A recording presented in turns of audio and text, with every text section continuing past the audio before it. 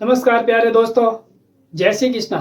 दोस्तों, मैं गिरधारी पालीवाल और मेरे YouTube चैनल के ऑनलाइन प्लेटफॉर्म पर एक बार फिर से आप सभी का हार्दिक स्वागत करता हूं। दोस्तों, आज हम बात करेंगे ग्राम विकास अधिकारी मॉडल पेपर नंबर 2 की। तो दोस्तों, इस वीडियो को ज़्यादा से ज़्यादा शेयर कर दें और इसे लाइक कर दें, और जिन्होंने इस चैनल को अभी तक सब्सक्राइब नहीं किया है वो इसे एक बार ज़रूर सब्सक्राइब कर दें। तो दोस्तों, शुरू करते हैं आज के इस वीडियो सेशन को। क्वेश्चन कह रहा है कि राज्य प्रशासन का मुखिया कौन होता है। ऑप्शन दिए हुए हैं प्रमुख गृह सचिव, मुख्यमंत्री, मुख्य सचिव, प्रमुख सचिव। जल्दी से बताएं आंसर क्या होगा इसका। जो राज्य प्रशासन होता है उसका मुखिया कौन होता है।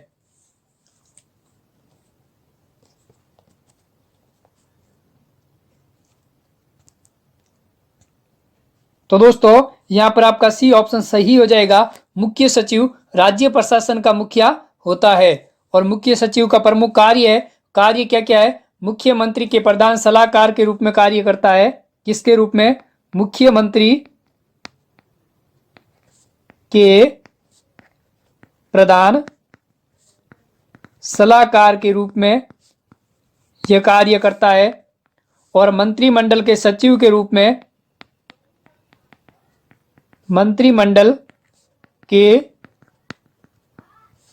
सचिव के रूप में, लोक सेवा प्रमुख के रूप में,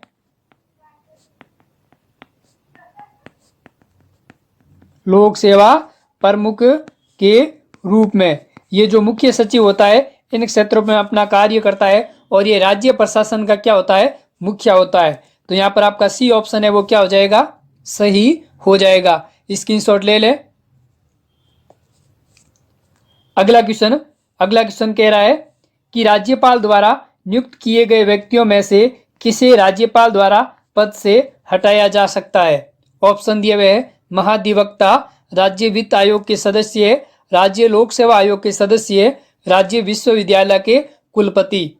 जल्दी से अपना आंसर बताएं, क्या आंसर होगा दूसरे क्वेश्चन का।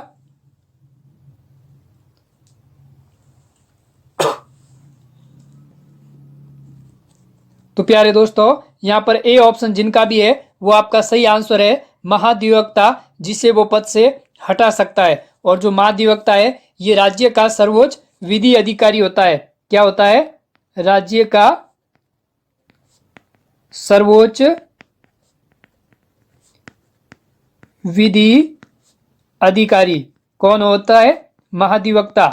और यह अनुच्छेद 165 के अनुसार इसकी नियुक्ति किसके द्वारा की जाती है? राष्ट्रपति द्वारा। अनुच्छेद 165 के अनुसार इसकी जो नियुक्ति है वो नियुक्ति किसके द्वारा की जाती है? राष्ट्रपति द्वारा। किसके द्वारा की जाती है? राष्ट्रपति द्वारा इसकी नियुक्ति की जाती है। और उच्च न्यायालय का जो मुख्य न्यायाधीश है वो बनने की क्षमता रखता है। कौन? महाधिवक्ता होता है वो उच्च न्यायालय का न्यायाधीश बनने की क्षमता रखता है। ठीक है दोस्तों, तो यहां पर आपका ए आंसर है वो क्या हो जाएगा? सही हो जाएगा। जो राज्यपाल द्वारा नियुक्त किए गए व्यक्तियों में से राज्यपाल है वो महाधिवक्ता को हटा सकता है। और इसकी नियुक्ति है वो कौन करता है? राष्ट्रपति। तो ए ऑप्शन आपका सही हो जाएगा। स्क्रीनशॉट ले ले। चलते हैं नेक्स्ट क्वेश्चन की तरफ। अगला क्वेश्चन आपकी स्क्रीन पर, उच्च न्यायालय की परम आदेश जारी करने की शक्ति किसके अंतर्गत आती है? संवैधानिक अधिकार, सांविधिक अधिकार, मौलिक अधिकार, इनमें से कोई नहीं। जल्दी से अपना आंसर बताएं, क्या आंसर होगा इसका।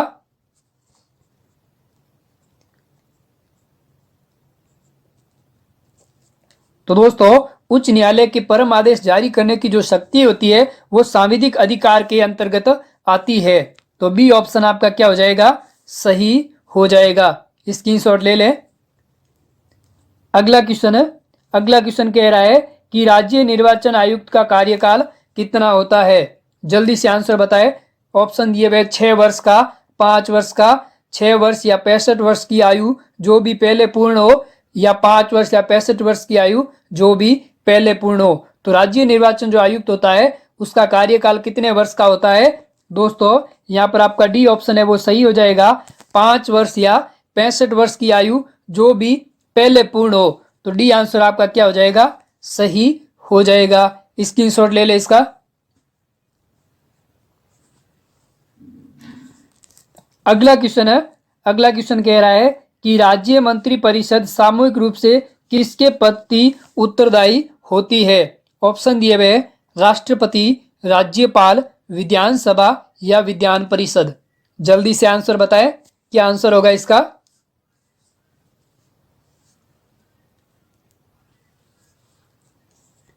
तो प्यारे परीक्षार्थियों, यहां पर आपका सी ऑप्शन है वो सही हो जाएगा। राज्य मंत्री परिषद होती है वो सामूहिक रूप से विधानसभा के प्रति उत्तरदायी होती है और यह अनुच्छेद 164 ख के अनुसार, अनुच्छेद 164 ख के अनुसार यह विधानसभा के प्रति उत्तरदायी होती है और मंत्री परिषद की राज्यपाल अपनी इच्छा से हटा सकता है। ये जो मंत्री परिषद होता है, मंत्री परिषद की राज्यपाल अपनी इच्छा से हटा सकता है, हटा सकता है। और मंत्री परिषद का जो विधानसभा में कार्यकाल होता है वो कार्यकाल होता है 50 वर्ष तक। ठीक है, तो यहां पर आपका सी ऑप्शन है वो क्या हो जाएगा, सही हो जाएगा।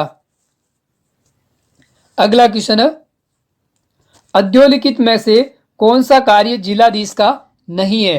राजस्व का एकत्रीकरण, कानून व्यवस्था का रखरखाव, आयकर का एकत्रीकरण, भू दस्तावेजों का रखरखाव। जल्दी से अपना आंसर बताएं कि जो जिलाधीश का इनमें से कौन सा कार्य है वो जिलाधीश नहीं करता है।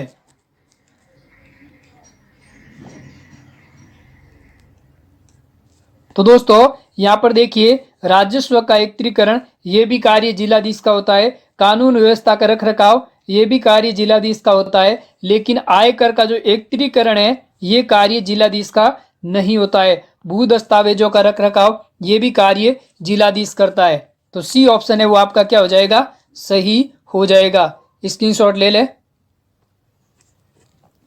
अगला क्वेश्चन आपकी स्क्रीन पर, क्वेश्चन कह रहा है कि सूचना के अधिकार अधिनियम के तहत अंतिम अपील कहां की जा सकती है।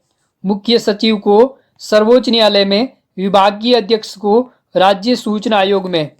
जल्दी से अपना आंसर बताएं, क्या आंसर होगा इसका।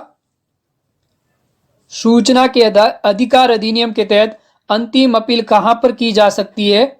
तो दोस्तों आपका आंसर हो जाएगा राज्य सूचना आयोग में। डी ऑप्शन है वो आपका क्या हो जाएगा, सही हो जाएगा। अगला क्वेश्चन है, राजस्थान में मंत्री परिषद की अधिकतम संख्या कितनी हो सकती है। ऑप्शन दिए हुए हैं, राज्य के मुख्यमंत्री की इच्छा पर निर्भर है, राज्य के राज्यपाल की इच्छा पर निर्भर है, राजस्थान विधानसभा की सदस्य संख्या का 15% या सत्ता पक्ष की सदस्य संख्या का 15%। जल्दी से आंसर बताएं कि राजस्थान में मंत्री परिषद की जो अधिकतम संख्या है वो कितनी हो सकती है। बहुत ही अच्छा, बहुत जनों का आंसर सही आ रहा है। तो दोस्तों यहां पर आपका सी ऑप्शन है वो सही हो जाएगा। राजस्थान विधानसभा की सदस्य संख्या का 15%। सी आंसर आपका क्या होगा, सही हो जाएगा। स्क्रीनशॉट ले ले। अगला क्वेश्चन है, राजस्थान में लोकायुक्त के क्षेत्राधिकार पर विचार कीजिए तथा दिए गए कूट की सहायता से सही उत्तर का चयन कीजिए। लोकायुक्त के क्षेत्राधिकार के बारे में आपको बताना है और इनमें से आपको बताना है कि कौन सा विकल्प सही है। पहला विकल्प है केवल मंत्री, दूसरा विकल्प है मुख्यमंत्री सहित मंत्री, तीसरा विकल्प राजस्थान राज्य के कानून द्वारा स्थापित निगमों के सेवक और चौथा विकल्प है जिला प्रमुख, उप जिला प्रमुख, प्रधान एवं उप प्रधान। लोकायुक्त के क्षेत्राधिकार कौन कौन से हैं। तो यहाँ पर आपका आंसर हो जाएगा, देखिए बी ऑप्शन है मुख्यमंत्री सहित मंत्री, ये भी इसका क्षेत्राधिकार है। राजस्थान राज्य के कानून द्वारा स्थापित नियमों के सेवक, ये भी इसका क्षेत्राधिकार है। जिला प्रमुख, उप जिला प्रमुख, प्रधान और उप प्रधान, ये भी सही है। तो डी ऑप्शन है वो आपका सही हो जाएगा, बी सी और डी, ये कथन आपके क्या है, सही है। अगला क्वेश्चन, किसी राज्य के राज्यपाल द्वारा जारी ऑर्डिनेंस का अनुमोदन होना आवश्यक है। राष्ट्रपति द्वारा, राज्य की विधायिका द्वारा, राज्य के मंत्रियों की काउंसलिंग द्वारा, उपयुक्त में से किसी से नहीं। किसी राज्य के राज्यपाल द्वारा जारी ऑर्डिनेंस का अनुमोदन देना क्या आवश्यक है, तो यहां पर आपका आंसर हो जाएगा राज्य की विधायिका द्वारा। बी ऑप्शन है वो आपका क्या हो जाएगा, सही हो जाएगा। स्क्रीनशॉट ले ले, साथ ही साथ वीडियो को लाइक करते रहे और ज्यादा से ज्यादा शेयर कर दे। अगला क्वेश्चन आपकी स्क्रीन पर, केंद्रीय आवास एवं शहरी मंत्रालय की ओर से जारी ईज ऑफ लिविंग इंडेक्स 2020 में राजस्थान के वे कौन से जिले हैं जिन्हें 10 लाख से अधिक आबादी शहरों वाली श्रेणी में सम्मिलित किया गया है। जल्दी से अपना आंसर बताएं, क्या आंसर होगा इस क्वेश्चन का। तो दोस्तों, शहरी मंत्रालय की ओर से जारी ease of index living index 2020 में 10 लाख से अधिक आबादी वाले शहरों की श्रेणी में कौन कौन से जिलों को रखा गया है, जोधपुर, जयपुर, कोटा। तो यहां पर आपका बी ऑप्शन है वो क्या हो जाएगा, सही हो जाएगा। बहुत ही अच्छा क्वेश्चन है, स्क्रीनशॉट ले ले इसका। कौन कौन से जिले शामिल है, जोधपुर, जयपुर और कोटा। अगला क्वेश्चन है, सिडनी स्थित institute for economics and peace द्वारा 17 जून 2021 को जारी वैश्विक शांति सूचकांक 2021 में भारत को कौन सा स्थान दिया गया। बहुत ही अच्छा क्वेश्चन है, जल्दी से अपना आंसर बताएं। भारत को कौन सा स्थान दिया गया है 17 जून 2021 को जारी वैश्विक शांति सूचकांक में। तो दोस्तों, यहां पर आपका ये ऑप्शन है वो सही हो जाएगा। भारत का कौन सा स्थान है, 135वां। और ये सूचकांक का कौन सा संस्करण था, 15वां संस्करण। कौन सा, 15वां संस्करण। और इस सूचकांक में 2021 में जो प्रथम स्थान पर रहा वो कौन था, आइसलैंड। कौन सा देश, आइसलैंड। और द्वितीय स्थान पर कौन सा देश था, न्यूजीलैंड। कौन सा, न्यूजीलैंड। और तीसरे स्थान पर कौन सा देश था, डेनमार्क। कौन सा, डेनमार्क। जो जारी वैश्विक शांति सूचकांक 2021 की सूची में पहले नंबर पर आइसलैंड, दूसरे पर न्यूजीलैंड और तीसरे पर डेनमार्क। इससे पहले 2020 में भारत का कौन सा स्थान था, 139वां। और 2019 में इस वैश्विक सूचकांक में भारत का स्थान था 141वां। तो यहां पर 2021 में भारत का 135वां स्थान है। तो ए ऑप्शन है वो आपका क्या हो जाएगा, सही हो जाएगा। स्क्रीनशॉट ले ले इसका।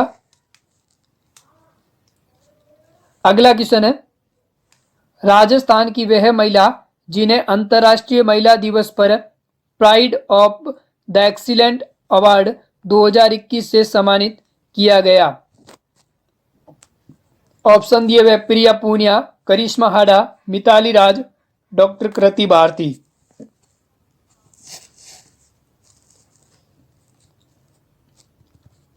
बहुत ही अच्छा, बहुत जनों का सही आंसर आ रहा है। तो यहां पर आपका सी ऑप्शन सही हो जाएगा। मिताली राज को अंतर्राष्ट्रीय महिला दिवस पर the pride of the excellent award 2021 से सम्मानित किया गया और इन्हें 2004 में अर्जुन पुरस्कार से भी सम्मानित किया गया। किससे, अर्जुन पुरस्कार से। ठीक है। और मिताली राज को खेल रत्न पुरस्कार भी दिया गया है, खेल रत्न पुरस्कार। और बात करें pride of the excellent award से मिताली राज और the pride of the national excellent award, कौन सा, नेशनल एक्सीलेंट अवार्ड की बात करें तो ये अवार्ड किसे दिया गया है, डॉक्टर कृति भारती को। किसे, कृति भारती को। तो यहां पर आपका सी ऑप्शन है वो क्या हो जाएगा, सही हो जाएगा। स्क्रीनशॉट ले ले। अगला क्वेश्चन है, राजस्थान का पहला पलाश पुष्प उत्सव 2021 कहां पर आयोजित किया गया, उदयपुर, जयपुर, अलवर, जोधपुर। जल्दी से अपना आंसर बताएं।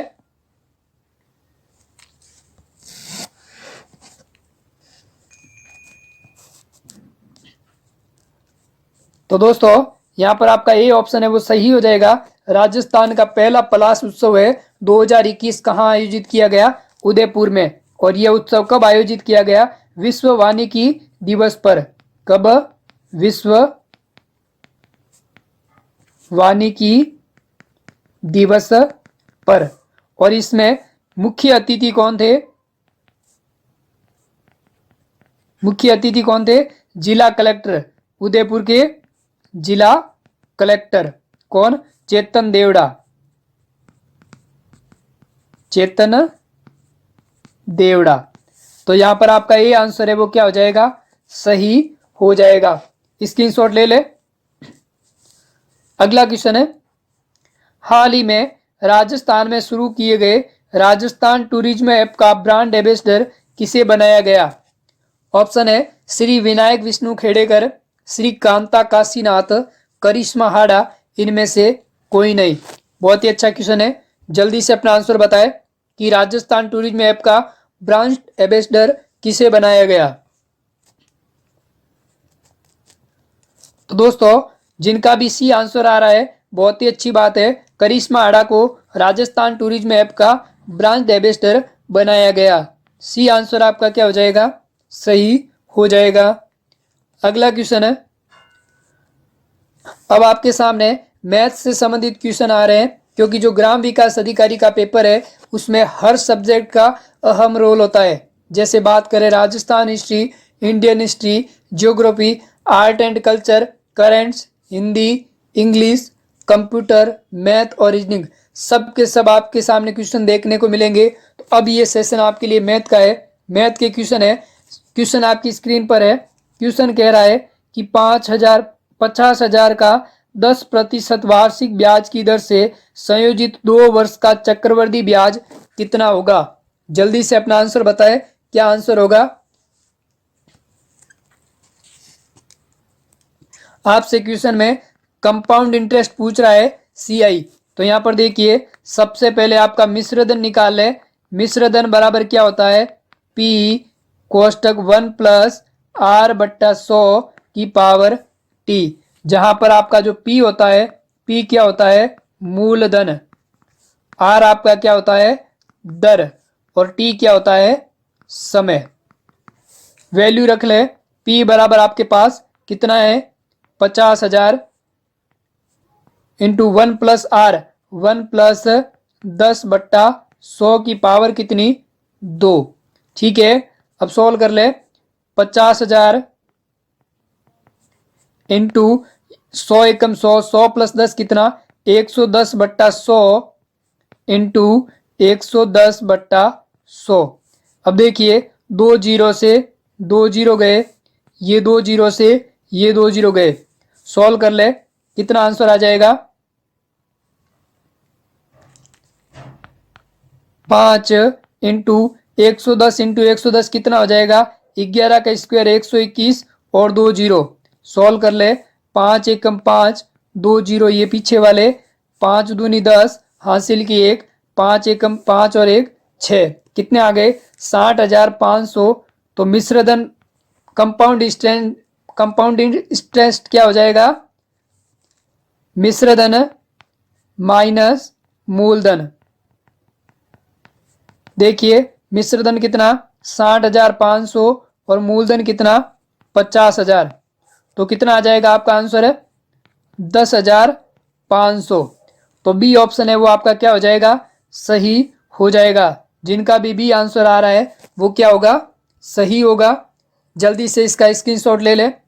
फिर चलते हैं नेक्स्ट क्वेश्चन की तरफ।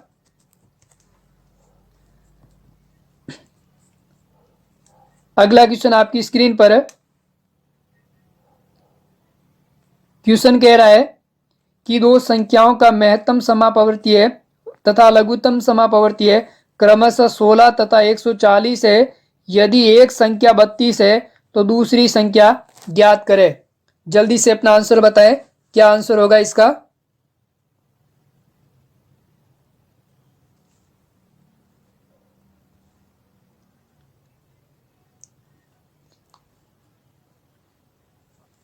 देखिए जब भी आपको एलसीएम और एचसीएफ दोनों साथ में दे रखा हो तो उस कंडीशन में आपको क्या करना है, यहाँ पर फॉर्मूला होता है एलसीएम इंटू एचसीएफ बराबर पहली संख्या इंटू दूसरी संख्या। अब देखिए आपको एलसीएम कितना दे रखा है 16 इंटू एचसीएफ कितना दे रखा है 160 बराबर एक संख्या कितनी है 32 और आपसे दूसरी संख्या पूछ रहा है, दूसरी संख्या मान लीजिए x है। सॉल्व कर ले, ये कितनी बार कट गया 16 से 2 बार, x बराबर कितना आ जाएगा 160 बट्टा 2, 2 का भाग 160 में कितनी बार 80 बार, तो वो दूसरी संख्या क्या होगी 80। तो सी आंसर आपका क्या हो जाएगा सही हो जाएगा। स्क्रीनशॉट ले लिया जी सर ले लिया। अगला क्वेश्चन है, अगला क्वेश्चन कह रहा है कि यदि 25 व्यक्ति 10 दिन में 1000 रुपये प्राप्त करते हैं तो 15 व्यक्ति 15 दिन में कितने रुपए प्राप्त करेंगे। जल्दी से अपना आंसर बताए, क्या आंसर होगा इसका। एमडीएच वाले से संबंधित क्वेश्चन है, बहुत ही अच्छा क्वेश्चन है, बहुत जनों का आंसर सही है।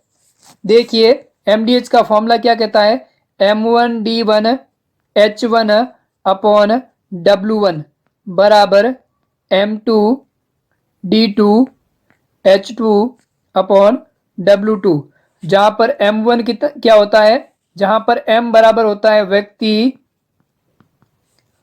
D बराबर होता है दिन और H बराबर होता है काम, हॉवर घंटे, और W बराबर होता है वर्क यानी कार्य। तो देखिए M कितने व्यक्ति है 25 व्यक्ति, D बराबर कितने दिन 10 दिन, 10 दिनों में यहाँ पर कितना कार्य कर रहे हैं 1000 रुपये का। दूसरे में M2 कितना 15 व्यक्ति कितने दिन 15 दिन में कितना काम कर रहे हैं वो आपको ज्ञात करना है, X मान ले। ठीक है, अब देखिए इस जीरो से ये जीरो गया, 25 से ये 100 कितनी बार 4 बार, तो x बराबर कितना हो जाएगा, x बराबर हो जाएगा 4 इंटू ये 15 इंटू 15 कितना हो गया 225।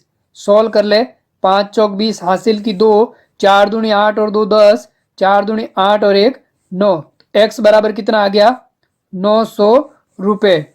ए ऑप्शन है वो आपका क्या हो जाएगा सही हो जाएगा। स्क्रीनशॉट ले ले।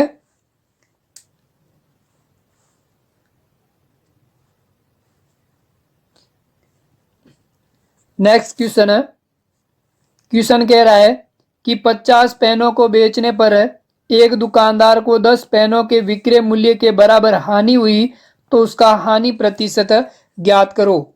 बहुत ही अच्छा क्वेश्चन है, जल्दी से अपना आंसर बताएं।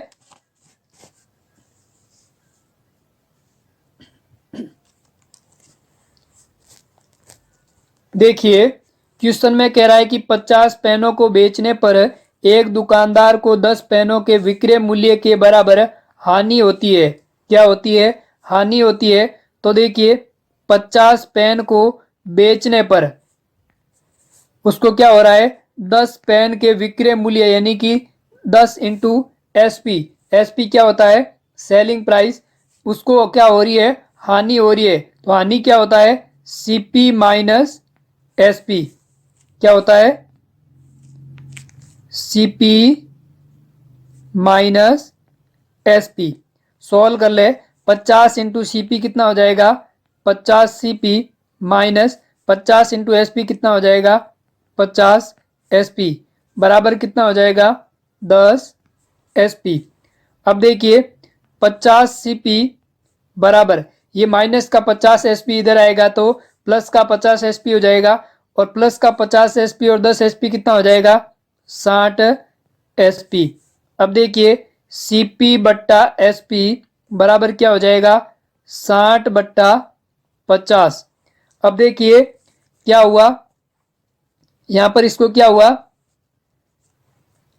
60 रुपए की कोई वस्तु थी 50 रुपए में बेच रहा है तो कितने की हानि हो रही है 10 रुपए की, और हानि प्रतिशत ज्ञात करना है। तो लाभ या हानि हमेशा किस पर होती है क्रय मूल्य पर, तो बट्टा 60 इंटू प्रतिशत पूछ रहा है तो 100। 10 से 10 गया, 100 में 6 का भाग कितनी बार गया, 16.66%। तो क्या हो जाएगा आपका सी ऑप्शन है वो क्या हो जाएगा, सही हो जाएगा। ठीक है,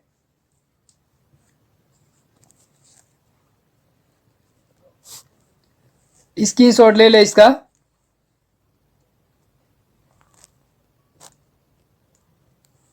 अगला क्वेश्चन है, लुप्त संख्या ज्ञात करो। अब आपके सामने रीजनिंग के क्वेश्चन आ रहे हैं, जल्दी से आंसर बताएं। आपके सामने डायग्राम दे रखा है और प्रश्नवाचक चिन्ह के स्थान पर कौन सी संख्या आएगी।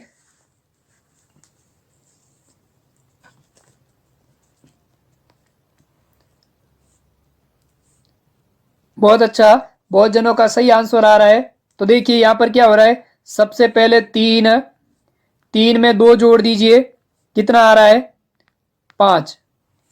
उसके बाद में 5 में 3 जोड़ दीजिए, कितना आ रहा है 8।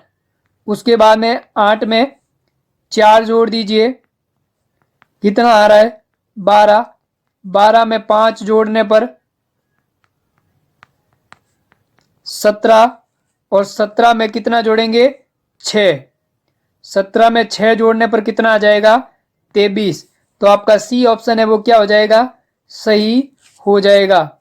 सी आंसर जिनका भी आ रहा है बहुत ही अच्छी बात है, स्क्रीनशॉट ले ले इसका। खुद के दिमाग से करना है कि यहाँ पर कौन सा तरीका लग रहा है, उसके हिसाब से आपको इसका आंसर निकालना है। अगला क्वेश्चन है, एक पुरुष ने एक महिला से कहा, महिला का परिचय करते हुए कहा कि इसकी माँ मेरी सास की इकलौती पुत्री है। तो उस पुरुष का उस महिला से क्या संबंध है। रक्त संबंधित क्वेश्चन है, बहुत ही अच्छा क्वेश्चन है। जल्दी से अपना आंसर बताएं, क्या आंसर होगा।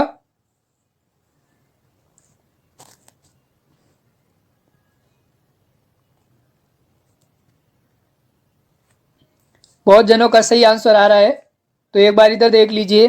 एक पुरुष ने एक महिला की तरफ इशारा करते हुए कहा, तो देखिए ये एक पुरुष है और इसने इस महिला की तरफ इशारा करते हुए कहा, ये कौन है, महिला। अब देखिए आपको पुरुष को तो बॉक्स से दर्शाना है और महिला को गोले से। अब इसकी तरफ इशारा करते हुए कहा कि इसकी माँ, किसकी, इस महिला की माँ, मेरी सास, इस पुरुष की सास की, ये इस पुरुष की क्या है, सास, इस पुरुष के सास की इकलौती पुत्री,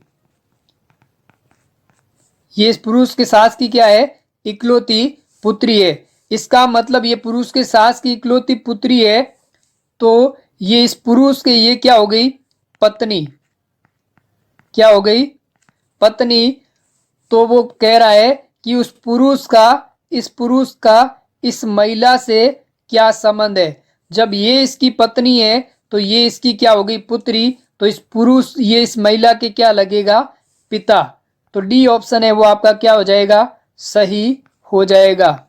डी आंसर आपका क्या होगा, सही होगा। जल्दी से स्क्रीनशॉट ले ले।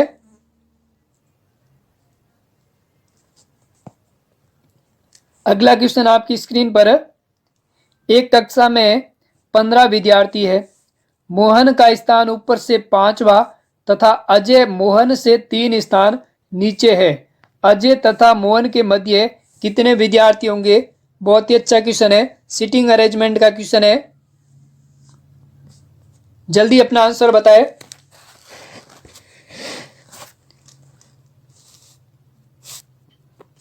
देखिए एक बार सभी जने इधर देखें, क्वेश्चन में क्या कह रहा है कि एक 15 विद्यार्थियों की पंक्ति है। ये ऊपर से नीचे 15 विद्यार्थियों की क्या है, पंक्ति है, जहां पर मोहन का स्थान ऊपर से 5वां, यहां से यहां तक मोहन का स्थान कौन सा है, 5वां। ठीक है, और अजय मोहन से 3 स्थान नीचे है, 1, 2 और 3। यहां पर कौन बैठा है, अजय। इसका मतलब इस पूरी पंक्ति में 15 है और मोहन यहां से यहां पर 5वें स्थान पर है, तो पीछे कितने बचे? 10। कितने बचे? 10 बचे। अब देखिए यहां पर पीछे 10 बचे। अब वो आपसे कह रहा है कि इन दोनों के बीच में कितने विद्यार्थी है।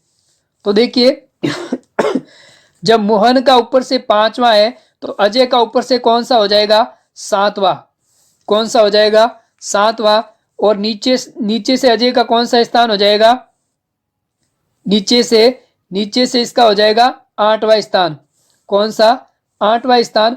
तो देखिए जब आपको कुल दे रखा है और दो अलग अलग व्यक्तियों की रैंक दे रखी है तो उन दोनों रैंक को जोड़ दें जब आपसे बीच में विद्यार्थी पूछे। तो देखिए मोहन का ऊपर से 5वां और अजय का नीचे से कौन सा स्थान है? 8वां।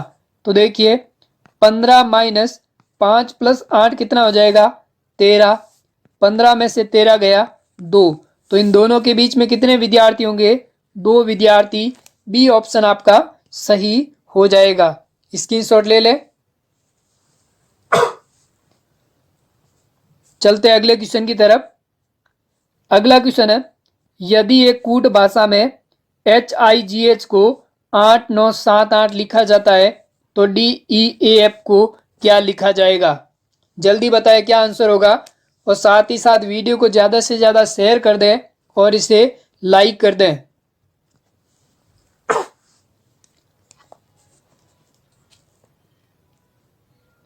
बहुत ही अच्छा, बहुत जनों का सही आंसर आ रहा है। तो देखिए HIGH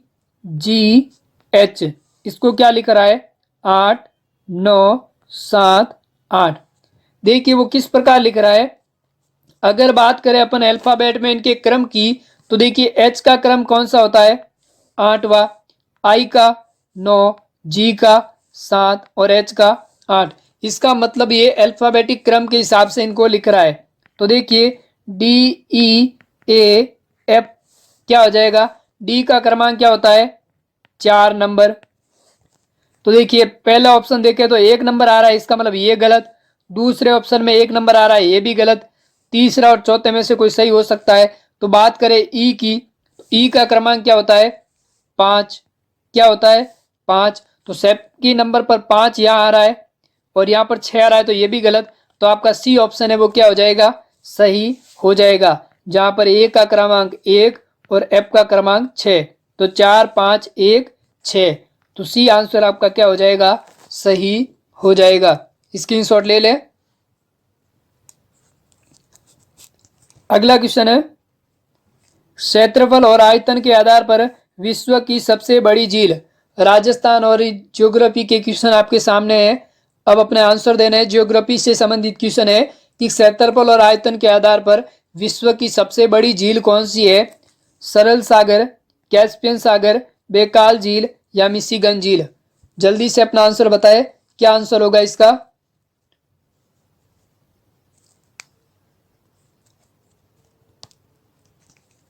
तो प्यारे दोस्तों यहाँ पर आपका बी ऑप्शन सही हो जाएगा, कैस्पियन सागर, जो विश्व की सबसे बड़ी खारे पानी की झील है और क्षेत्रफल और आयतन के आधार पर ही विश्व की सबसे बड़ी झील है। और यह झील कहाँ पर स्थित है?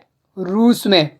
कहाँ पर है? रूस में, जो विश्व की सबसे बड़ी खारे पानी की झील है। और पूर्वोत्तर भारत की सबसे बड़ी मीठे पानी की झील कौन सी है? लोकटक। कौन सी? पूर्वोत्तर भारत की सबसे बड़ी मीठे पानी की झील कौन सी है? लोकटक, जो कहां पर है? मणिपुर में। कहाँ है? मणिपुर में। और मीठे पानी की सबसे बड़ी प्राकृतिक झील, मीठे पानी की सबसे बड़ी प्राकृतिक झील की बात करें तो प्राकृतिक झील कौन सी है? वुलर झील, जो कहां पर है? जम्मू कश्मीर में। कहां पर है? जम्मू कश्मीर में। और राजस्थान की सबसे बड़ी या भारत की सबसे बड़ी खारे पानी की झील, खारे पानी की झील की बात करें तो कौन सी झील है? सांबर झील। और जो कहां पर स्थित है? जयपुर में। कहां पर है? जयपुर में। तो यहां पर आपका बी ऑप्शन है वो क्या हो जाएगा? सही हो जाएगा। स्क्रीनशॉट ले ले।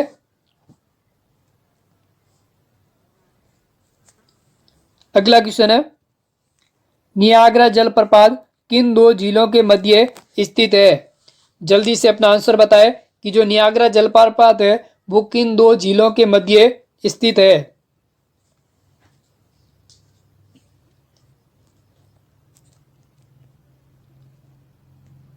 बहुत ही अच्छा, बहुत जनों का सही आंसर आ रहा है। तो यहां पर आपका सी ऑप्शन सही हो जाएगा, ईरी एवं ओटेरियो। दोस्तों, ये जो नियाग्रा जलप्रपात है वो अमेरिका के न्यूयॉर्क व कनाडा के ओंटेरियो प्रांतों के मध्य अंतर्राष्ट्रीय सीमा पर नियाग्रा नदी पर बना हुआ है। कहां पर बना हुआ है? अमेरिका शहर के न्यूयॉर्क, अमेरिका शहर के न्यूयॉर्क व कनाडा के ओंटेरियो प्रांतों के मध्य। कहां पर है? ओंटेरियो प्रांतों के मध्य जो अंतर्राष्ट्रीय सीमा है यहां पर नियाग्रा नदी पर यह जलप्रपात बना हुआ है। तो सी ऑप्शन है वो आपका क्या हो जाएगा? सही हो जाएगा। अगला क्वेश्चन है, निम्नलिखित में से किस महाद्वीप से होकर कर्क रेखा, विषुवत रेखा, मकर रेखा तीनों रेखाएं गुजरती है? किस महाद्वीप से ये तीनों रेखाएं होकर गुजरती है? एशिया, यूरोप, अफ्रीका, दक्षिण अमेरिका। जल्दी से अपना आंसर बताएं, क्या आंसर होगा?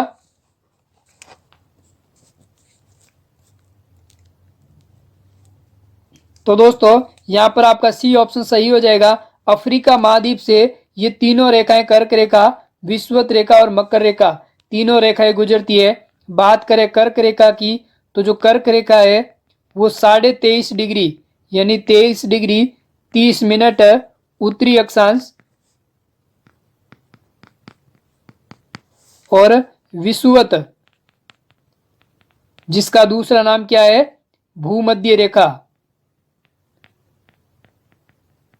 भूमध्य रेखा, और ये कौन सी होती है? 0 डिग्री अक्षांश। और फिर आपकी है मकर रेखा, और मकर रेखा क्या होती है? 23.5 डिग्री यानी 23 डिग्री 30 मिनट दक्षिणी अक्षांश, दक्षिणी अक्षांश। तो यहां पर आपका अफ्रीका महाद्वीप है जहां पर ये तीनों रेखाएं गुजरती है, कर्क रेखा, विषुवत रेखा और मकर रेखा। सी ऑप्शन आपका क्या हो जाएगा? सही हो जाएगा। स्क्रीनशॉट ले ले। अगला क्वेश्चन है, हिम तेंदुआ वन्य जीव भारत के कौन से प्रदेश में पाया जाता है?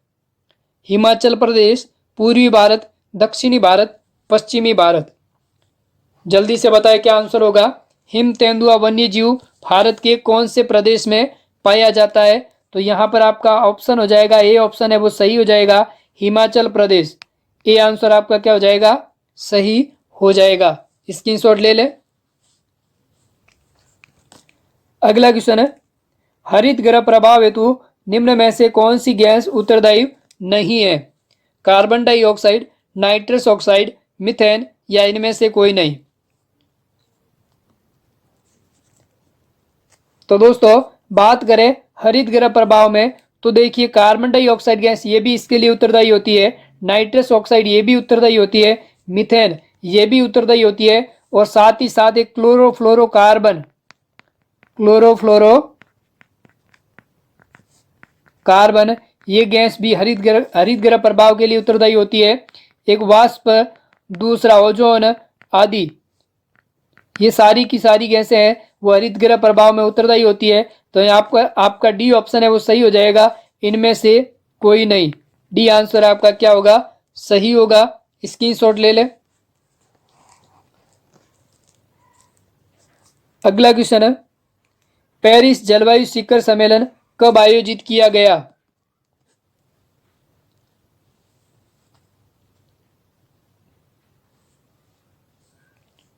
दोस्तों, ये जो पेरिस जलवायु शिखर सम्मेलन है वो 30 नवंबर से 12 दिसंबर 2015 में आयोजित किया गया। तो ए ऑप्शन है वो आपका क्या हो जाएगा, सही हो जाएगा। ए आंसर आपका क्या होगा, सही होगा। स्क्रीनशॉट ले ले। अगला क्वेश्चन है, उपयुक्त मानचित्रों का समूह किससे संबंधित है। आपके सामने मानचित्र दे रखे हैं, वो किससे संबंधित है। ऑप्शन ए दे रखा है बाणगंगा नदी का प्रवाह क्षेत्र वाले जिले, सूखा प्रभावित क्षेत्र वाले जिले, भरतपुर संभाग के जिले और कोटा संभाग के जिले। जल्दी बताएं क्या आंसर होगा। ये जो आपको मानचित्र में दे रखे हैं ये किससे प्रदर्शित कर रहे हैं। तो दोस्तों ये जो मानचित्र है वो आपको भरतपुर संभाग के जिलों को प्रदर्शित कर रहा है। तो आपका सी ऑप्शन है वो क्या हो जाएगा, सही हो जाएगा। स्क्रीनशॉट ले लें। अगला क्वेश्चन है, राजस्थान के नवगठित 33वें जिले प्रतापगढ़ का गठन किन किन जिलों से मिलाकर किया गया। बहुत ही अच्छा क्वेश्चन है, जल्दी से अपना आंसर बताएं क्या आंसर होगा। जो राजस्थान का नवगठित जिला है प्रतापगढ़, जो 33वां जिला बना था, वो किन किन जिलों से मिलकर बनाया गया। तो दोस्तों यहां पर आपका आंसर हो जाएगा बांसवाड़ा, उदयपुर और चित्तौड़गढ़। बी ऑप्शन जिनका भी आ रहा है बहुत ही अच्छी बात है। बी आंसर आपका क्या हो जाएगा, सही हो जाएगा। स्क्रीनशॉट ले ले। अगला क्वेश्चन है, अरावली पर्वत के संबंध में गलत तथ्य की पहचान करें। आपको गलत कथन बताना है। पहला कथन है यह विश्व के प्राचीनतम पर्वतों में से एक है। दूसरा कथन है इसकी कुल लंबाई 820 किलोमीटर है।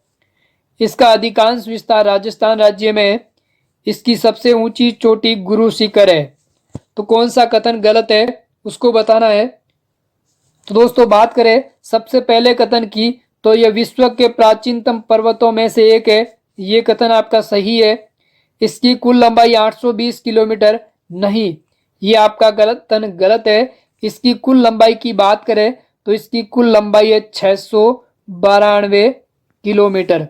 कितनी है, 692 किलोमीटर। जो कहां पर है, पालनपुर गुजरात से कहां तक, संसद भवन दिल्ली तक। संसद भवन दिल्ली तक इसकी लंबाई कितनी है, 692 किलोमीटर। और बात करें राजस्थान में, तो राजस्थान में इसकी लंबाई है 550 किलोमीटर। जो कहां से कहां तक है, खेड़ ब्रह्मा सिरोही से लेकर खेतड़ी झुंझुनू तक। और इसका सर्वाधिक जो विस्तार है, अरावली पर्वतमाला का सर्वाधिक विस्तार कहां पर है, उदयपुर में। कहां पर है, उदयपुर में। और इसके न्यूनतम विस्तार की बात करें तो इसका न्यूनतम विस्तार है अजमेर में। कहां पर, अजमेर में। तो आपका बी ऑप्शन है वो क्या होगा, गलत होगा। और सी ऑप्शन की बात करें तो इसका अधिकांश विस्तार राजस्थान में और यह इसकी सबसे ऊंची चोटी गुरु शिखर। तो बी ऑप्शन आपका क्या होगा, गलत होगा। स्क्रीनशॉट ले ले। फिर चलते हैं नेक्स्ट क्वेश्चन की तरफ। नेक्स्ट क्वेश्चन कह रहा है कि थोर्नेवॉट जलवायु वर्गीकरण के अनुसार राजस्थान का अधिकांश भाग जिस जलवायु प्रदेश में पाया जाता है वह है।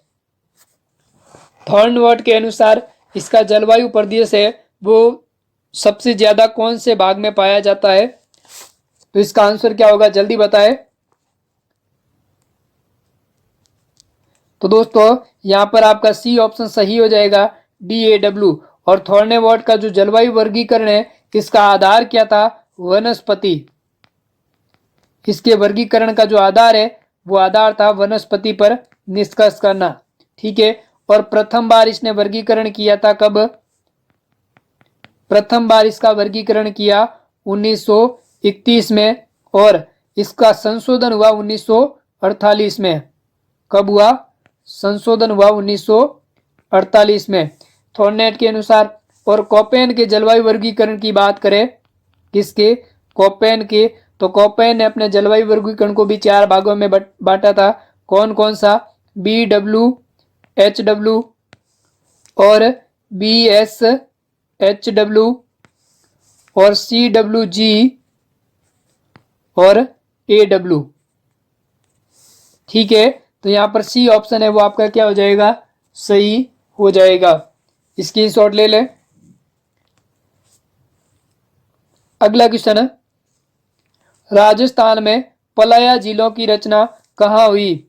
लूणी बेसिन में, गग्गर बेसिन में, बालू का स्तूप मुक्त क्षेत्र में, आंतरिक प्रवाह बेसिनों में। जल्दी से बताएं, पलाया झीलों की जो रचना है वो कहां पर हुई?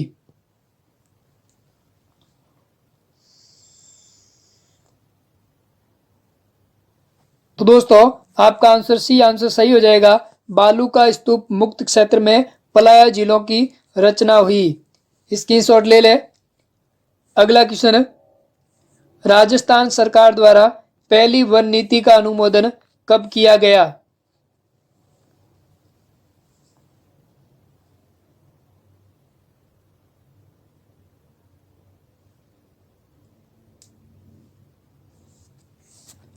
दोस्तों यहाँ पर ए ऑप्शन आपका सही हो जाएगा। राजस्थान सरकार द्वारा जो पहली वन नीति का जो अनुमोदन है वो हुआ था 8 फरवरी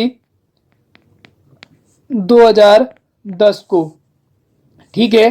साथ ही वन पर्यावरण नीति घोषित करने वाला देश का पहला राज्य वन पर्यावरण नीति घोषित करने वाला देश का पहला राज्य। ठीक है। तो यहां पर ए ऑप्शन है वो आपका क्या हो जाएगा, सही हो जाएगा। स्क्रीनशॉट ले ले। अगला क्वेश्चन आपकी स्क्रीन पर, भाग्यम तेल कुआं किस जिले में स्थित है? जयपुर, बाड़मेर, जोधपुर, कोटा। जल्दी से अपना आंसर बताएं और साथ ही साथ वीडियो को ज्यादा से ज्यादा शेयर कर दें और इसे लाइक कर दें।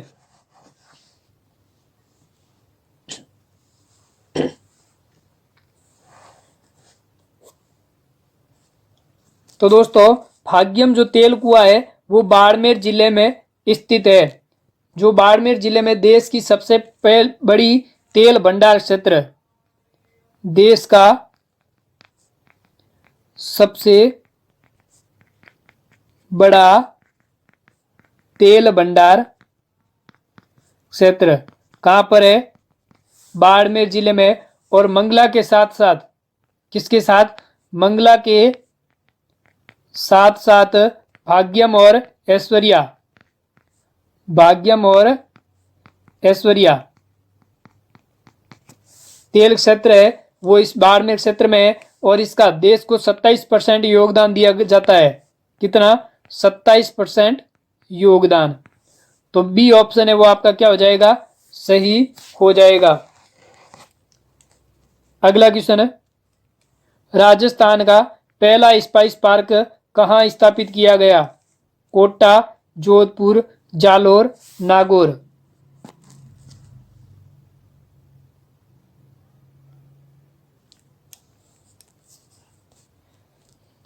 तो दोस्तों राजस्थान का पहला स्पाइस पार्क जोधपुर में खोला गया, जो केंद्रीय स्पाइस बोर्ड और वाणिज्य व उद्योग मंत्रालय द्वारा, किसके द्वारा? केंद्रीय वाणिज्य और उद्योग मंत्रालय द्वारा ये स्पाइस पार्क खोला गया, जो कहां पर? जोधपुर में। और 27 करोड़ की लागत में। कितना खर्चा लगा? 27 करोड़ की लागत। तो बी ऑप्शन है वो आपका क्या हो जाएगा, सही हो जाएगा। अगला क्वेश्चन है, राजस्थान की किस झील को रामसर आर्द्र भूमि की सूची में सम्मिलित किया गया? जयसमंद झील, आना सागर झील, राजसमंद झील, सांबर झील। जल्दी से अपना आंसर बताएं।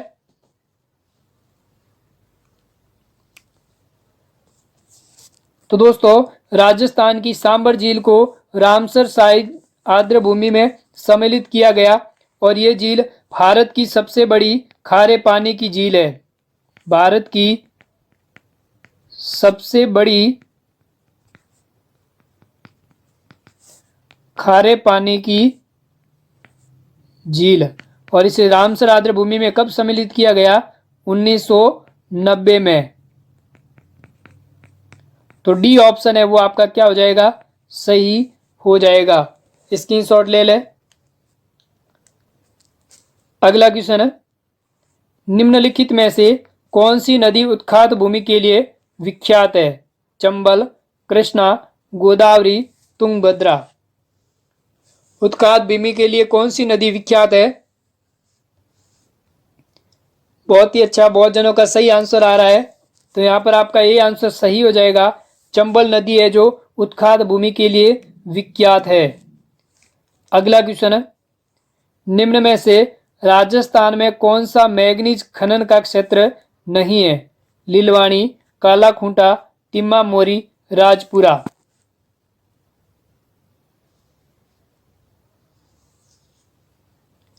दोस्तों, मैग्नीज खनन क्षेत्र की बात करें तो लीलवाणी, तिम्मा मोरा और राजपुरा तीनों इसके खनन क्षेत्र है, लेकिन कालाखूंटा है वो इसका खनन क्षेत्र नहीं है। तो बी आंसर आपका सही हो जाएगा। अगला क्वेश्चन है, राजस्थान में किस जनगणना वर्ष में सर्वाधिक जनसंख्या दशकीय वृद्धि दर अंकित की गई? 1981, 1991, 2001, 2011। दोस्तों, 1981 की जनगणना के अनुसार सर्वाधिक जनसंख्या दशकीय वृद्धि अंकित की गई। ए ऑप्शन आपका क्या हो जाएगा? सही हो जाएगा। अगला क्वेश्चन है, राजस्थान में स्पेशल आर्थिक एसईजेड क्षेत्र अधिनियम पारित किया गया। कब किया गया? 11 अगस्त 2012 को। बी ऑप्शन है वो आपका क्या हो जाएगा?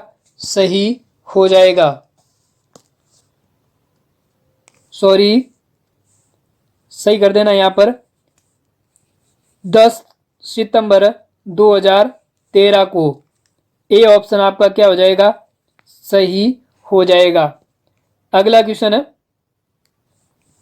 राजस्थान खादी व ग्रामोद्योग बोर्ड अपने प्रशिक्षण केंद्रों में ग्रामीण व शहरी युवाओं को प्रशिक्षण देता है।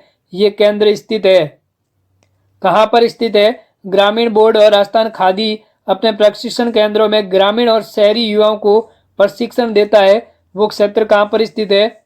अजमेर, जयपुर और सिरोही। ए ऑप्शन है वो आपका क्या हो जाएगा? सही हो जाएगा। स्क्रीनशॉट ले ले। अगला क्वेश्चन है, उस स्थान का नाम क्या है जहां से 31 अक्टूबर 2015 को राजस्थान की मुख्यमंत्री ने पहले अन्नपूर्णा भंडार का उद्घाटन किया?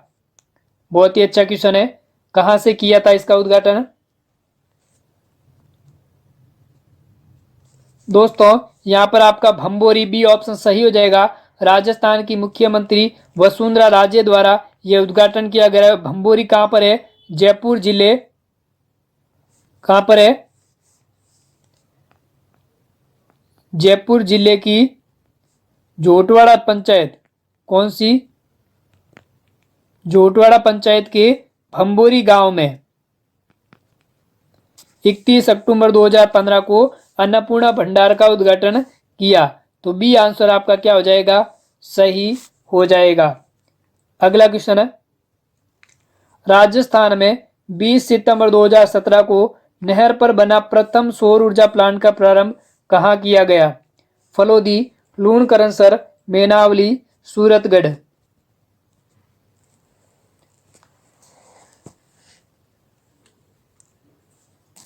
दोस्तों, मेनावली में 2017 में नहर पर बना प्रथम सौर ऊर्जा प्लांट का प्रारंभ किया गया।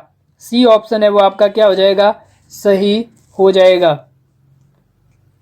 अगला क्वेश्चन है, राजस्थान ऊर्जा विकास अधिकरण की स्थापना कब हुई?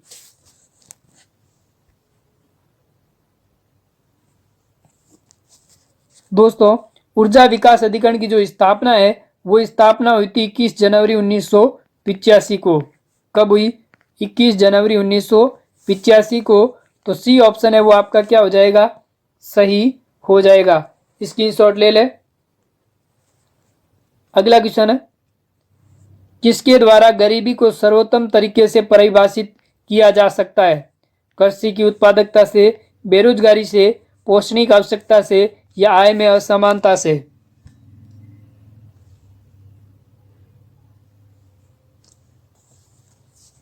तो दोस्तों, पोषणिक आवश्यकता से गरीबी को सर्वोत्तम तरीके से परिभाषित किया जा सकता है। सी ऑप्शन है वो आपका क्या हो जाएगा, सही हो जाएगा। स्क्रीनशॉट ले ले।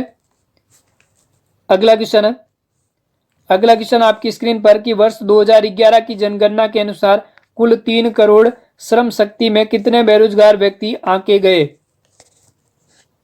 बहुत ही अच्छा क्वेश्चन है, जल्दी अपना आंसर बताएं।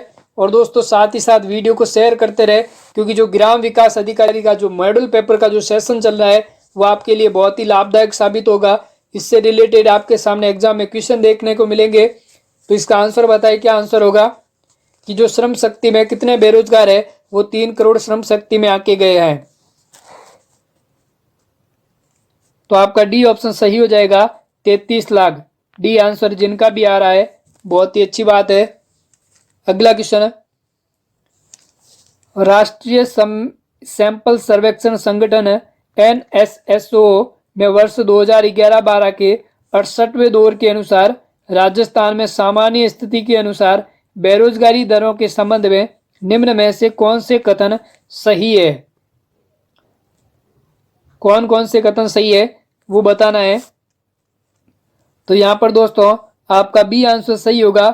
शहरी क्षेत्रों में कुल श्रम शक्ति 3.2% पुरुष बेरोजगार है।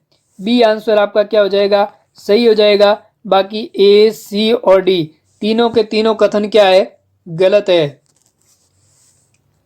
अगला क्वेश्चन है, राजस्थान में स्वर्ण जयंती ग्राम स्वरोजगार योजना SGSY में 1 अप्रैल 1999 में निम्न में से कौन से विकास कार्यक्रम शामिल किए गए।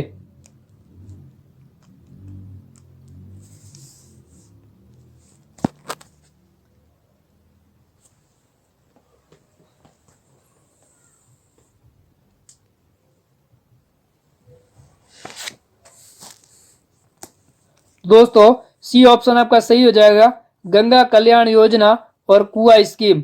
सी आंसर जिनका भी आ रहा है बहुत ही अच्छी बात है। अगला क्वेश्चन है, स्क्रीनशॉट ले ले साथ ही साथ।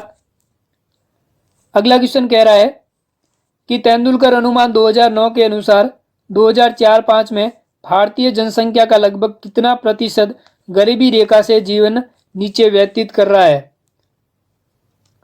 क्या आंसर होगा इसका।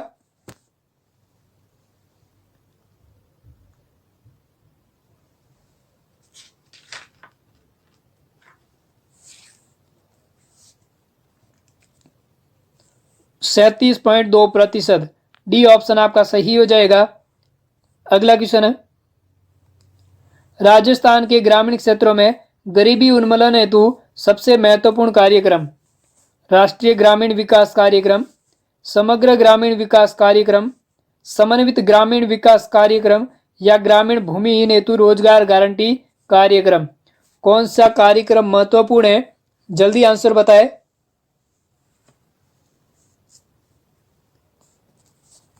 तो दोस्तों यहां पर आपका आंसर हो जाएगा ग्रामीण भूमिहीन हेतु रोजगार गारंटी कार्यक्रम।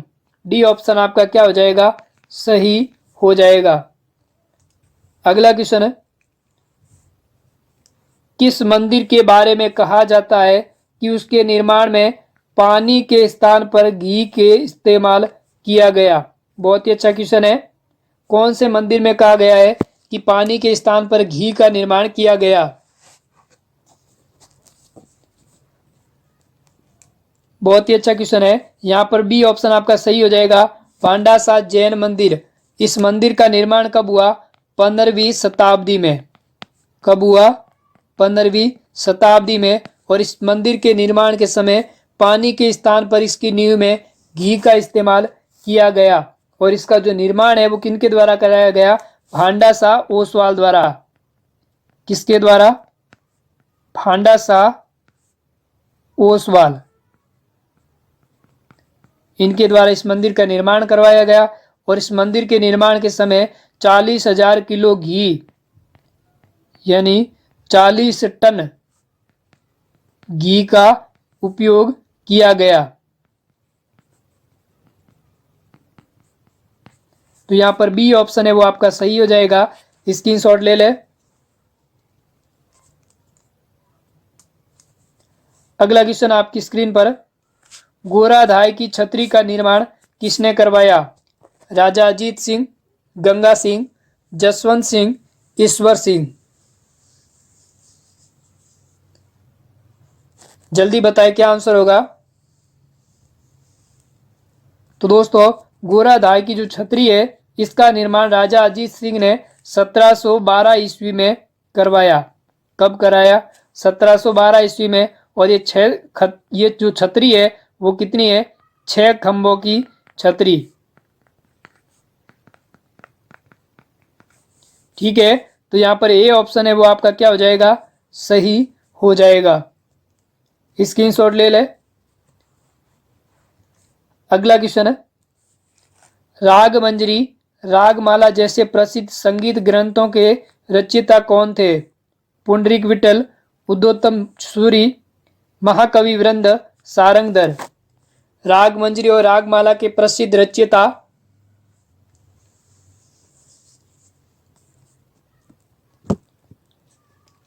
तो दोस्तों, यहां पर ए ऑप्शन आपका सही हो जाएगा। तो ए ऑप्शन आपका सही हो जाएगा। स्क्रीनशॉट ले ले। अगला क्वेश्चन है, निम्न को सुमेलित कीजिए और नीचे दिए गए कूट में अपना आंसर बताएं।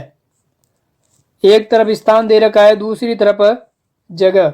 देखिए, सबसे पहले ऑप्शन में सोनी जी की नसिया। सोनी जी की नसिया कहां पर है?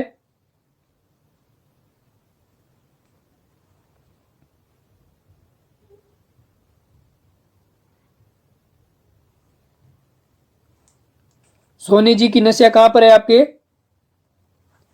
अजमेर में। कहां पर है? अजमेर में। और उसके बाद में लोहागढ़ का किला कहां पर है? भरतपुर। चंद्रमहल कहां पर है? जयपुर। और जूनागढ़ का किला कहां है? बीकानेर। तो क्या आंसर हो जाएगा? 3, 1, 4, 2। तो डी ऑप्शन आपका क्या होगा? सही हो जाएगा। स्क्रीनशॉट ले ले इसका।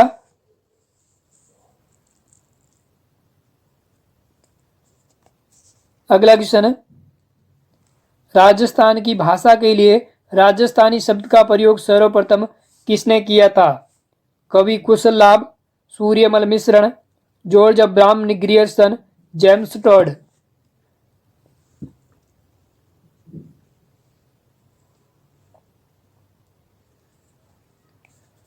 दोस्तों, राजस्थानी भाषा के लिए राजस्थानी शब्द का प्रयोग सबसे पहले जेम्स टॉड ने किया। डी ऑप्शन आपका सही हो जाएगा। सॉरी, सही कर देना एक बार। जेम्स टॉड नहीं होगा, George Abraham Grierson. C answer है वो आपका सही हो जाएगा। राजस्थानी भाषा के लिए राजस्थानी शब्द का जो सर्वप्रथम प्रयोग है वो जॉर्ज अब्राहम ग्रियर्सन ने किया था। अगला क्वेश्चन है, ठोला मारूरा दुआ के रचयिता कौन है? कवि कल्लोल, मुणोत नैन सिंह, बांकीदास, सारंगधर।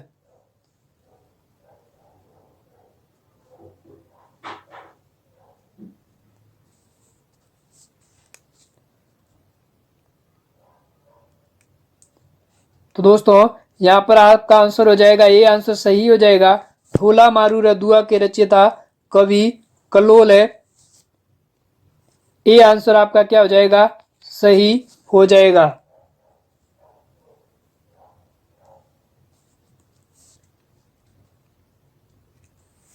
अगला क्वेश्चन है, आभूषण जो सिर पर नहीं पहना जाता है? मेहमद, बोर, रखड़ी, कंदोरा।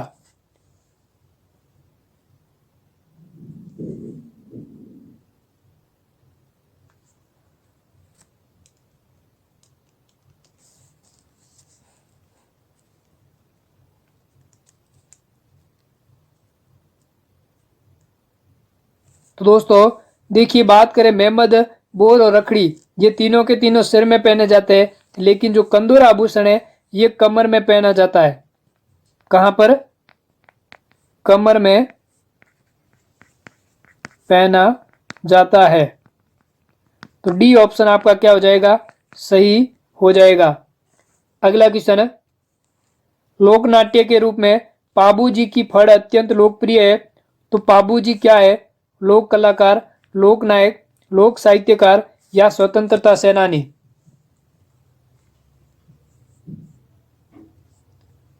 तो दोस्तों पाबू जी का संबंध है लोक नायक से।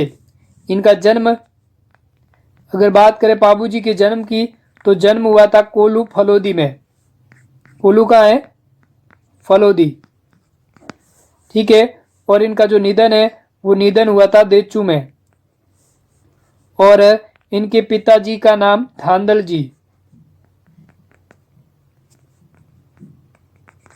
और ये पशुओं की रक्षक के रूप में पूजा जाते हैं। पशुओं के रक्षक के रूप में इनकी पूजा की जाती है। और राजस्थान में ऊंट के बीमार होने पर पाबू जी की पूजा की जाती है। तो बी ऑप्शन आपका क्या हो जाएगा? सही हो जाएगा। अगला क्वेश्चन है, राजस्थान सेवा संघ ने राजनीतिक जागरण फैलाने हेतु अजमेर से किस साप्ताहिक पत्र का प्रकाशन प्रारंभ किया? राजस्थान केसरी, त्याग भूमि, नवीन राजस्थान, यंग राजस्थान?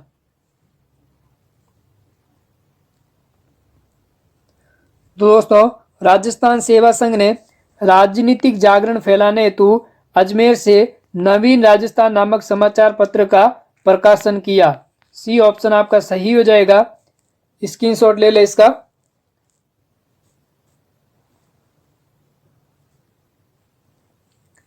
अगला क्वेश्चन है, पशु पक्षियों को किस चित्रण शैली में विशेष स्थान था? नाथद्वारा शैली, बूंदी शैली, किशनगढ़ शैली, अलवर शैली?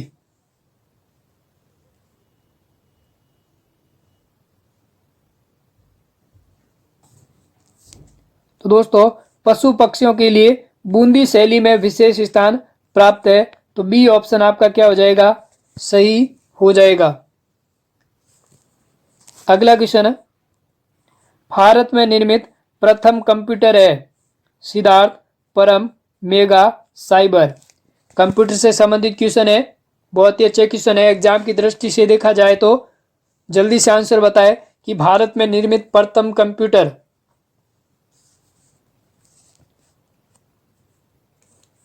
तो दोस्तों ए ऑप्शन आपका सही हो जाएगा। सिद्धार्थ कंप्यूटर है जो भारत में निर्मित प्रथम कंप्यूटर है। ए आंसर आपका सही हो जाएगा। स्क्रीनशॉट ले ले। अगला क्वेश्चन है, माइक्रोसॉफ्ट कंपनी के संस्थापक है? पॉल एलन, बिल गेट्स, उपयुक्त सभी या इनमें से कोई नहीं?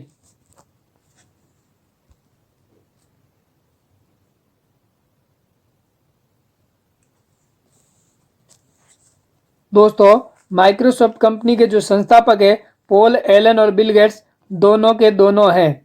तो सी ऑप्शन है वो आपका सही हो जाएगा।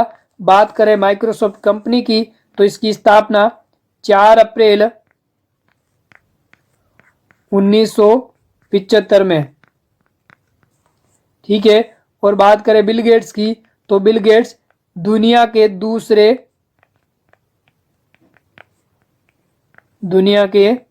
दूसरे सबसे अमीर आदमी।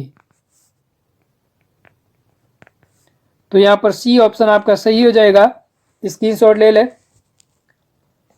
अगला क्वेश्चन, ईमेल का जन्मदाता किसे माना जाता है? बिल गेट्स को, टिमोथी बिल को, गोलिसबर्ग को या रे टॉमलिंसन? ईमेल का जन्मदाता किसे माना जाता है? रे टॉमलिंसन। डी ऑप्शन आपका सही हो जाएगा। स्क्रीनशॉट ले ले। अगला क्वेश्चन है, भारत का प्रथम कंप्यूटरीकृत डाकघर कहां पर है? नई दिल्ली, कोलकाता, मुंबई, चेन्नई?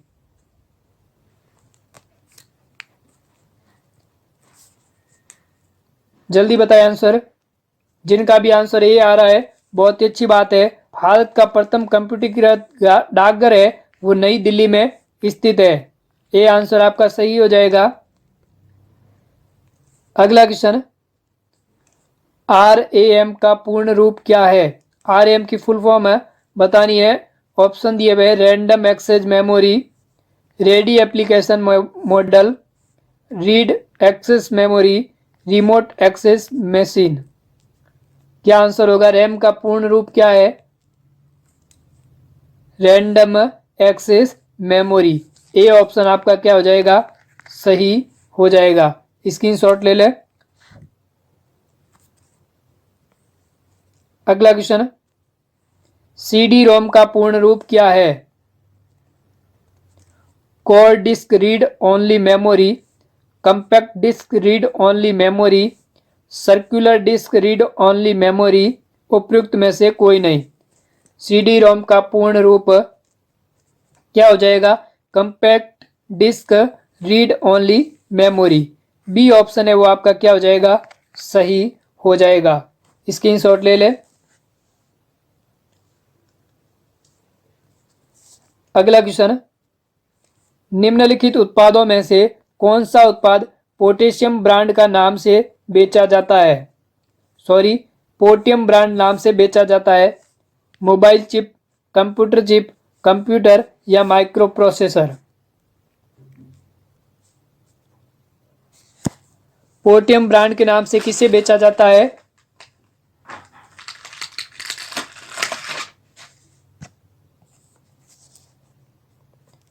दोस्तों आपका आंसर हो जाएगा डी ऑप्शन, माइक्रो प्रोसेसर। और यह एक डिजिटल इलेक्ट्रॉनिक युक्ति है और लाखों ट्रांजिस्टर एक साथ लगे हुए होते हैं। इसके अंदर क्या होते हैं? लाखों ट्रांजिस्टर एक साथ लगे हुए हैं, ट्रांजिस्टर। ठीक है, तो डी ऑप्शन आपका क्या हो जाएगा? सही हो जाएगा। स्क्रीनशॉट ले ले। अगला क्वेश्चन, याहू, गूगल एवं MSN क्या है? आपको बताना है कि ये तीनों की तीनों युक्ति क्या है। इंटरनेट साइट्स है, कंप्यूटर ब्रांड है, स्विट्जरलैंड निर्मित घड़ियां हैं, शनि ग्रह के छल्ले हैं। याहू, गूगल और MSN तीनों क्या है? तीनों की तीनों इंटरनेट साइट्स है। ए ऑप्शन आपका क्या हो जाएगा? सही हो जाएगा। अगला क्वेश्चन, कंप्यूटर शब्दकोश में सीडी अक्षरों का प्रयोग किसके लिए किया जाता है? Compact disc, compressed disc, computerised data, compressed data. शब्दकोश सीडी अक्षरों का जो प्रयोग है वो किसके लिए किया जाता है? कॉम्पैक्ट डिस्क के लिए इसका प्रयोग किया जाता है। ए ऑप्शन आपका सही हो जाएगा। अगला क्वेश्चन, पहले इलेक्ट्रॉनिक्स अंकीय कंप्यूटर में क्या था? ट्रांजिस्टर, वॉल्व, क्रोड स्मृति, अर्धचालक स्मृति। जो पहला इलेक्ट्रॉनिक अंकीय कंप्यूटर बना था उसके अंदर इनमें से कौन सी युक्ति थी? वॉल्व वाली। बी ऑप्शन आपका क्या हो जाएगा? सही हो जाएगा। अगला क्वेश्चन, कंप्यूटर डाटा की सबसे छोटी इकाई कौन सी है? बिट, बाइट, रिकॉर्ड या फाइल। जल्दी बताएं, कंप्यूटर डाटा की सबसे छोटी इकाई कौन सी है? बिट या बाइट। दोनों में से कोई एक आंसर होगा। जल्दी बताएं, आपके सामने सिर्फ दो ऑप्शन दे रहा हूं, बिट या बाइट। तो बी ऑप्शन जिनका भी आ रहा है बहुत ही अच्छी बात है, बाइट है जो कंप्यूटर डाटा की सबसे छोटी इकाई है। बी आंसर आपका सही हो जाएगा। अगला क्वेश्चन, ऐसी युक्ति जो आंकड़ों को आवेगों में परिवर्तित करती है तथा उन्हें टर्मिनल से कंप्यूटर की ओर और कंप्यूटर से टर्मिनल की ओर टेलीफोन लाइन पर संप्रेषित करती है, वो युक्ति कौन सी है? चुंबकीय disk, micro computer, CD ROM, modem. जल्दी बताएं क्या आंसर होगा। तो दोस्तों जिनका भी डी आंसर आ रहा है बहुत ही अच्छी बात है।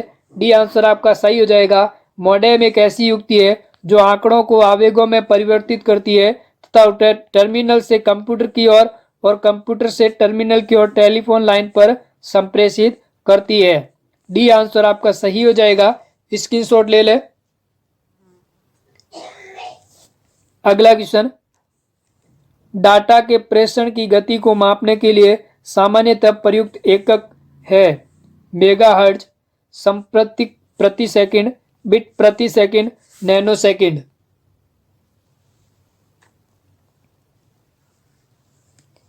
तो दोस्तों डाटा के प्रेषण की गति को मापने के लिए नैनो सेकंड प्रयुक्त एकक है। तो डी ऑप्शन आपका क्या हो जाएगा, सही हो जाएगा। स्क्रीनशॉट ले ले। अगला क्वेश्चन, कंपाइलर क्या है?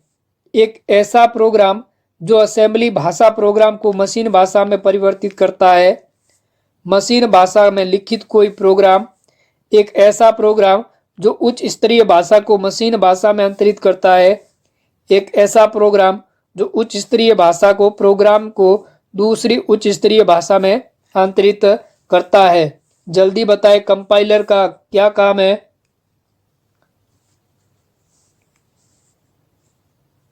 तो दोस्तों कंपाइलर है वो एक ऐसा प्रोग्राम होता है जो उच्च स्तरीय भाषा को मशीन भाषा में अंतरित करता है। तो सी ऑप्शन आपका क्या हो जाएगा, सही हो जाएगा। स्क्रीनशॉट ले ले।